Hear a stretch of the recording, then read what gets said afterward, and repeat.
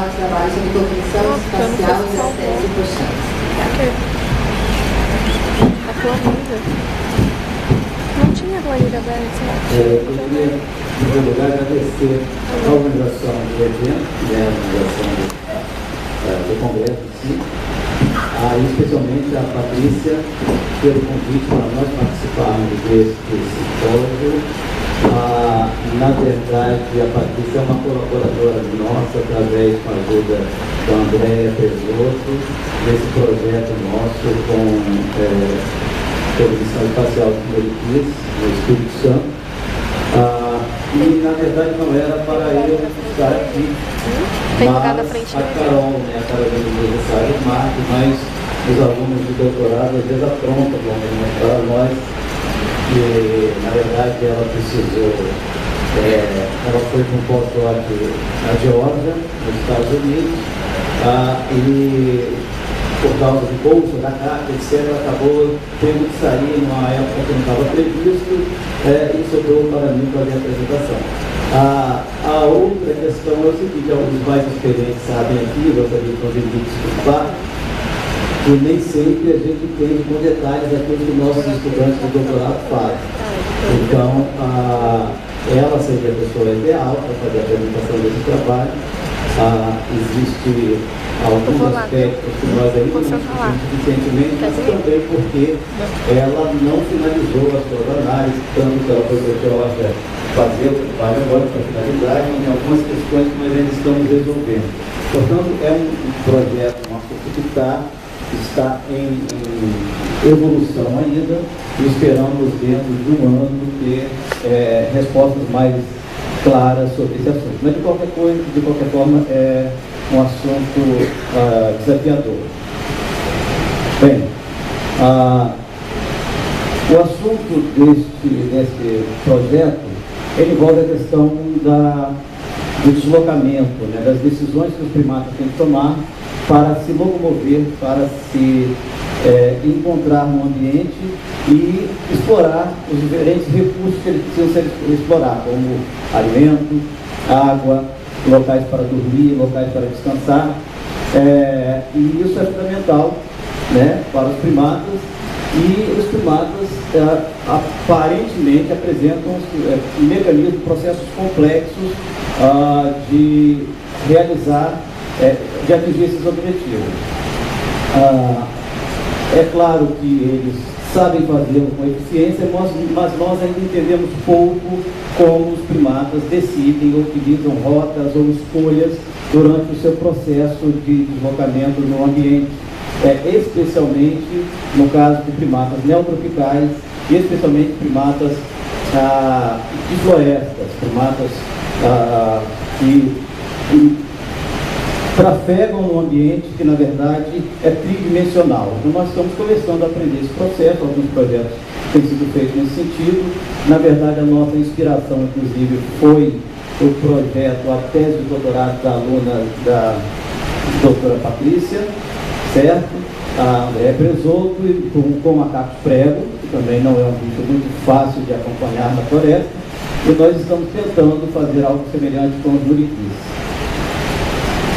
A gente tem que aprender a usar isso aqui. Já usei errado, Eu estou como o Steve ontem. Ok. Alguns estudos, muitos estudos, na verdade, têm sugerido que os primatas usam mapas topológicos, ou mapas ou redes baseadas em rotas para se locomover no ambiente. Alguns estudos já feitos com atelídeos, como, por exemplo, a Loata Baleata, Teles, Lagotrix, têm demonstrado isso. Essas mapas topológicos, eles ajudam os animais a tomarem decisões, simplificando um pouco os seus processos de deslocamento no ambiente.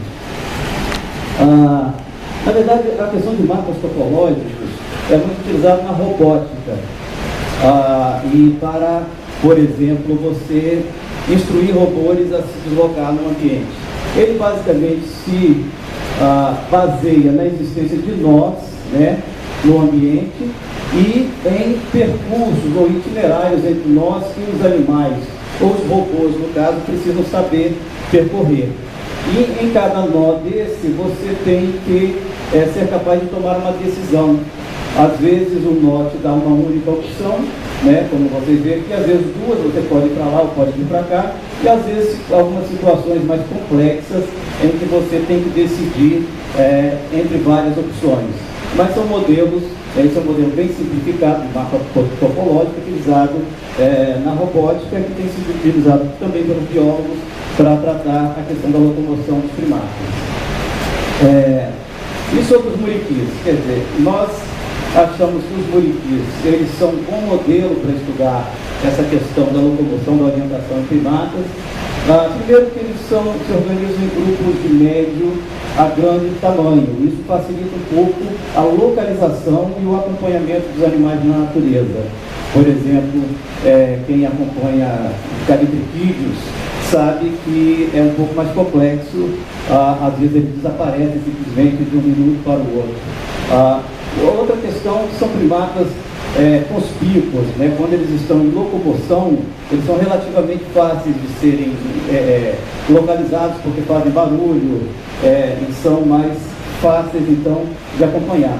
E o terceiro, que é uma coisa importante, é que eles são herbívoros. Por serem herbívoros, a questão das mudanças das rotas sazonais são muito importantes, e eles também certamente têm locomoções orientadas a alvos específicos, a alvos alimentares específicos. É um pouco diferente, por exemplo, de um primata insetívoro, que os recursos estão mais dispersos no ambiente, então é mais difícil testar essas hipóteses de locomoção orientada em prol de um objetivo definido, pré-definido. Pois bem, nós utilizamos então os bractérios hipoxantes do Muriqui do Norte para estudar esse tema, e nós formulamos algumas hipóteses. Uma delas é que eles têm uma rede de rotas habituais, ou seja, que os animais não se locomovem, que eles não se locomovem ao acaso, mas têm rotas habituais. Que existem claras conexões entre os segmentos, segmentos são trechos de rotas, por exemplo, lembrando daquela figura anterior, entre dois nós temos um segmento. Então, se ele repete aquele segmento, nós chamamos então de habitual. E diferenças, a outra hipótese é que a diferença na velocidade de deslocamento que há uma diferença de velocidade de deslocamento quando ele está se locomovendo em direção a um objetivo determinado ou sem objetivo determinado. Então, a velocidade também seria influenciada pelo objetivo do deslocamento. Nós estamos trabalhando no estado do Espírito Santo, no município de Santa Maria de Jetibá, no leste do Brasil, num fragmento de floresta de montanha de aproximadamente 150 hectares. É importante lembrar que também o fato de ser um fragmento relativamente pequeno, comparado com outras áreas onde ocorre o Muriqui, facilita um pouco a definição e o acompanhamento dessas rotas. E uma região que tem um relevo acidentado, com a altitude variando de 680 a 790 metros. De qualquer forma, é bom lembrar que aqui nós não estamos explorando a questão da variação de deslocamento vertical, mas apenas a projeção horizontal do deslocamento que o animal faz na natureza. Aqui está então a região do estado do Espírito Santo, o estado, o município onde nós estamos trabalhando, e uma aproximação desse município na região centro-serrana do estado do Espírito Santo. Eu gostaria de acrescentar que nós temos um projeto de ter mais de 10 anos com os muriquis nesse município. O projeto se iniciou em 2002 e que nós conseguimos identificar vários grupos de muriquis em fragmentos de mata isolados, nessa paisagem, com um ambiente bastante heterogêneo, o verde são remanescentes de matas, bom, agora ficou um pouco melhor, porque não estou competindo com o ar-condicionado, e nós estamos, nossa área focal é esse fragmento de mata localizado nessa região aqui, onde nós estamos estudando os muriquis também, monitorando o grupo há mais de 10 anos. Essa aqui é a paisagem da região, uma paisagem muito fragmentada, E quase que inexplicavelmente os muriquis sobreviveram a esses pequenos fragmentos florestais. Em geral, as matas estão nos altos dos morros, como vocês veem essa estrutura, que é a nossa área de estudo, né? E eles têm que se limitar a este fragmento de 150 hectares no seu processo de deslocamento. O nosso grupo de estudo era composto por 15 indivíduos, 6 machos adultos, 5 fêmeas adultas, um macho juvenil, uma fêmea juvenil e uma fêmea infante. Como eu havia falado, um grupo habituado, né, ao nosso acompanhamento desde 2002. Então, a presença do pesquisador com o GPS embaixo do grupo não perturba o deslocamento deles, a não ser que se aproximar demais. Eles não são tão habituados como os macacos pregos da Elizabeth e da Dorothy, mas eles são relativamente bem habituados. Os métodos, então, nós trabalhamos coletando dados durante 15 meses. Na verdade, os primeiros meses foi para refinar a metodologia. Nós temos um total de 53 dias que foram considerados dias analisáveis, ou seja, os muriquis eram localizados no dia anterior, né, como quem faz trabalho de campo sabe aqui, eram acompanhados desde as primeiras horas do dia, mas nem sempre você consegue manter o acompanhamento durante todo o dia. Então nós só consideramos dias úteis quando havia pelo menos 6 horas de acompanhamento diário. Foi feita a amostragem pelo método de scan sampling, com 5 minutos de intervalo, ou seja, 5 minutos, a cada 5 minutos se iniciava um scan, com 1 minuto de amostragem, certo? E 4 minutos de intervalo entre os scans, o tempo necessário para marcar as árvores onde eles estavam comendo, e também registrar os pontos por onde eles passavam. A cada 5 minutos, então, a pesquisadora, a Carol, sempre andou com o GPS, a cada 5 minutos registrava a coordenada do grupo. Esse tipo de trabalho, ele é muito importante que seja num ambiente que você possa realmente acompanhar o deslocamento, porque você tem que estar abaixo do grupo para poder registrar o ponto por onde ele passou. Bem, as análises envolvem a transferência desses dados, desse conjunto de dados geográficos para o sistema de informação geográfica. No caso, nós usamos o ArcGIS e suas extensões de análise de distância, velocidade, etc.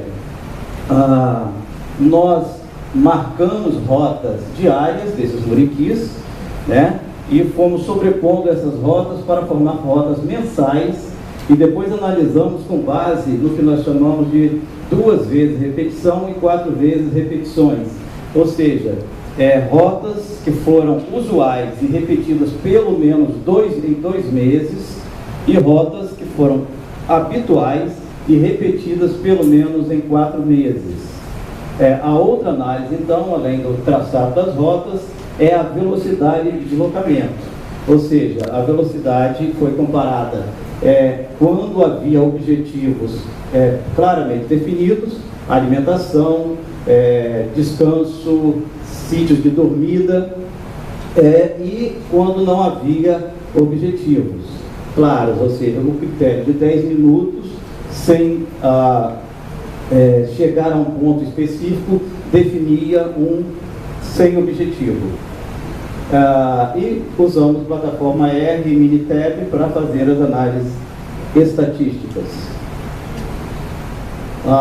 Bem, aqui está então as rotas habituais de 2 repetições, né, em que esses animais utilizaram. É importante que, como às vezes existe uma diferença, uma pequena diferença entre o registro de GPS de uma rota para outra, nós consideramos que se tratava de uma mesma rota quando a diferença era menor que 50 metros, porque existem diferenças aí tanto por causa da posição do pesquisador quando está acompanhando, os próprios animais podem passar por uma árvore ou pela árvore do lado. Vocês conhecem isso. Não é como uma aloata, né? Cadê os aloateiros aqui? Até a mesma árvore eles passam. E outra questão também que existe uma pequeno erro de GPS. Então a gente considerou uma faixa de 50 metros de largura como uma faixa de tolerância para considerar que era a mesma rota. Então nós vimos que para repetições de 2 meses nós tivemos esse conjunto de rotas que basicamente cobria todo o hábitat que eles usavam mais intensivamente. Eles usavam outras partes da mata também, mas com menos intensidade, mais raramente, então não foi suficiente para definir as rotas. E as rotas de 4 repetições, ou seja, um número mais restrito de rotas, ou seja, as áreas realmente mais utilizadas são essas que estão estabelecidas aí. Então, primeiro, os resultados, ou seja, esses dados já mostram que eles têm realmente rotas habituais. Pode parecer uma coisa muito óbvia, mas é interessante notar que eu vi um jornalista de ciência falando que os cientistas às vezes ficam muito felizes quando conseguem provar o óbvio. Eu acho que também tem esse papel nosso de provar o óbvio, porque muitas vezes o óbvio não tem sustentação científica.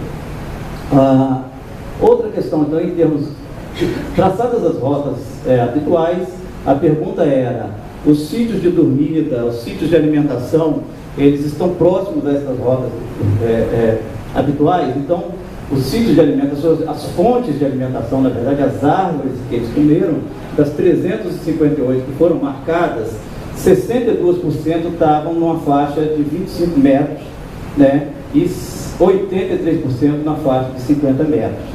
Nós não trabalhamos com a faixa maior, porque como a mata é muito estreita, se eu botar 100 metros, eu vou incluir praticamente toda a mata. Mas é importante ver que mais de 60% está dentro de uma faixa de 25 metros. Quando nós observamos os sítios de descanso, também você tem 70% dos sítios de descanso que estão bem grudados, ou seja, bem próximos às rotas mais utilizadas durante o ano, as rotas de 2 repetições, tá? Aqui são análises para rotas de 2 repetições. E quando nós vemos os sítios de dormida, de pernoite, 71% também está nessa rota, próximo às rotas de N42, 73% está próximo às rotas de deslocamento. Então, mostrando que essas rotas, elas têm elas realmente maximizam toda a atividade, os animais maximizam todo o seu processo de deslocamento e utilização dessas rotas, mantendo quase a maioria de suas atividades bem próximas dessas rotas. Bem, a outra questão é a velocidade, que é outro tema. Então, nós calculamos então a velocidade média de deslocamento dos muriquis, 2 minutos. 2 minutos é o que a Patrícia me mostrou agora, mas não a velocidade dos muriquis, tá? Então, eu vou ter que aumentar a minha velocidade também, Patrícia. Então, o deslocamento para rotas feitas, deslocamento para sem objetivos claros, foi de 309 metros por hora.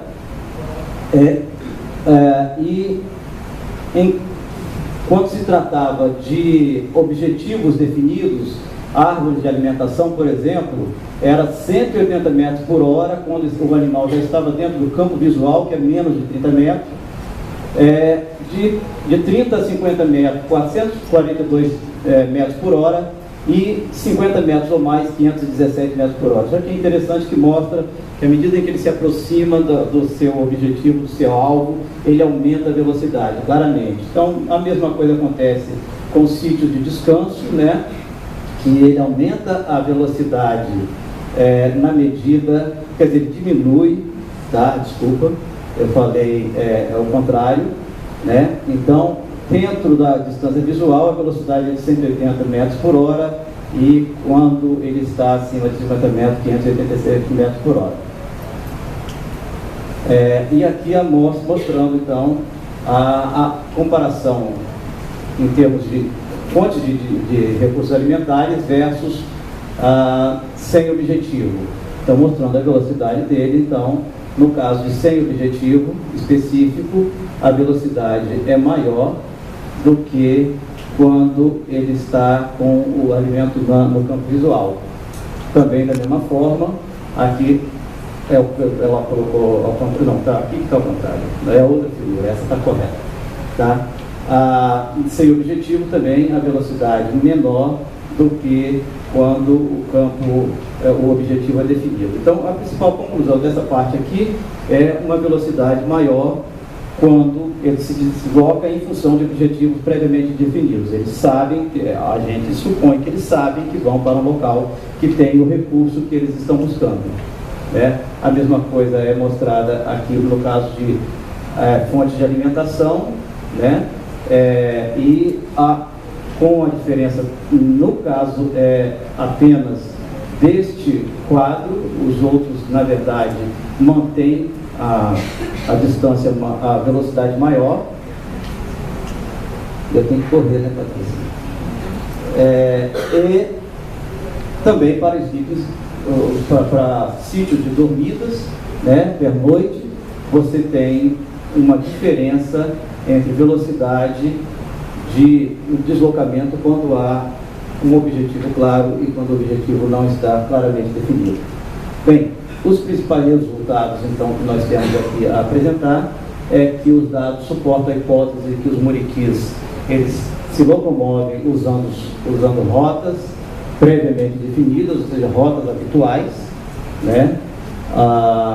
É aquilo que nós, como primatólogos, estamos no campo, já sabemos, mas nós estamos aqui demonstrando de uma forma mais sistemática. Os muriquis aumentam sua velocidade quando estão se locomovendo em função de fontes, né, específicas, fontes, objetivos claros, objetivos definidos, alimentação, descanso e pontos de dormida. E os muriquis também, os pontos de dormida, ou seja, os sítios de dormida, de alimentação e de descanso são usualmente próximos, né, 60%, 2% ou mais das suas rotas habituais. Nós estamos falando com várias instituições, gostaria de agradecer então a todos por isso.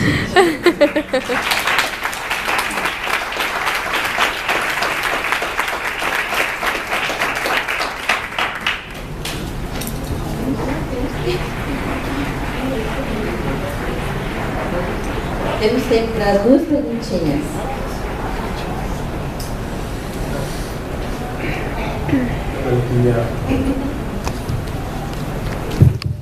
Una preguntilla más suave. ¿Tienen datos sobre los árboles que tienen alimento pero que no fueron utilizados? Porque me parece que el hecho de que los sitios con alimento estén cerca de la ruta, pues es casi por definición, porque ellos pasaban por ahí, ¿no? Pero afuera de la ruta puede haber árboles con alimento que no fueron utilizados, y lo que se esperaría es que hubiera una densidad menor de esos árboles que no fueron utilizados que dentro de la ruta ou cerca da ruta. Não, essa pergunta é realmente muito interessante. Tem um aspecto que precisa ser ainda analisado, porque nessa mata a gente tem mais do que essa quantidade de fontes alimentares marcadas por causa de estudos anteriores. Então eu acho que você tem razão na medida que é necessário também comparar essas árvores que são potencialmente fontes alimentares e que eles não usaram. Mas por outro lado, a simplificação da figura talvez não tenha deixado claro o seguinte: a própria Carol, ela registrou várias fontes que estão fora das rotas habituais, porque as rotas habituais não são as únicas rotas. Eles usam várias rotas mais para o interior da mata, se afastando dessas rotas habituais, e essas árvores foram marcadas. Agora, de qualquer forma, 62% dessas fontes de alimentação, mesmo das que esse grupo usou, estão próximo a rotas mais habituais. Agora tem uma questão que eu entendi que você colocou que precisa ser analisada posteriormente. Obrigado, senhor, me parece muito interessante. É justamente sobre essas árvores que você falou que estão fora das rotas habituais, que eu queria saber o que eles fazem, se eles vão até o ponto mais próximo, ou se eles fazem uma linha reta a partir do ponto quando eles começam a se mover. Bom, aí você entra no nível de detalhe, no trabalho da Carol especificamente, Como não fui eu que estava lá no campo coletando os dados, eu não posso te esclarecer isso. Mas existem, nas vezes que eu já estive com eles acompanhando, e de uma certa forma a gente já conhece essas rotas usuais, às vezes tem alguns indivíduos que saem, como se fizesse um arco, sai, come alguma árvore mais para lá e volta. Ou seja, os muriquis, eles não, por isso que eu brinquei falando dos aloatas, eles não têm grupos tão coesos, né, que anda todo mundo junto passando em cima das mesmas árvores. Eles às vezes andam meio espalhados, mas então justamente eles saem para outros pontos e depois retornam. E eventualmente fazem um ou outro, faz uma rota independente. Esse grupo mesmo, ele é um grupo que às vezes se fisiona em mais de um grupo, se divide em mais de um grupo. Esse também é um problema. A Carol procurava sempre ficar com um grupo, aparentemente, subgrupo aparentemente maior, né, e acompanhar, mas aí você já tinha um outro subgrupo fazendo uma rota diferente a partir de determinado momento. Obrigada, Serginho. Agora a gente continua no final da sessão. A gente tem